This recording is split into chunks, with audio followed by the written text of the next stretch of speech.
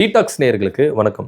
தாவேக்காவுடைய அலப்பறைகள் ரொம்ப தாங்கவே முடியல. ஒவ்வொரு நாளும் என்ன பண்றாங்க, புதுசு புதுசா தினிசா என்ன பண்றாங்க, ஆய்வுகள் அப்படின்ற ஒரு பேர்ல என்ன பண்றாங்க, டார்ச்சர் பண்ணிட்டு இருக்காங்க, அலப்பறைகள் பண்ணிட்டு இருக்காங்க.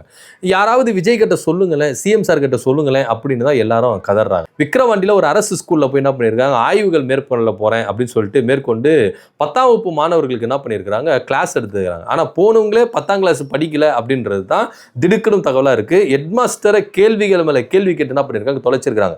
இதனால எல்லாரும் என்ன பண்ணிருக்காங்க, கடுப்பா இருக்காங்க. ஏங்க ஸ்கூல் நடக்கிற டைம்ல நீங்க வந்து ஆய்வுன்ற பேர்ல வந்து என்ன பண்றீங்க, கிளாஸ் எடுக்கிறீங்க, இது உங்களுக்கு நியாயமா இருக்குதா அப்படின்னு எல்லாருக்கும் என்ன பண்ணிருக்கு, வியப்பா இருந்திருக்கு.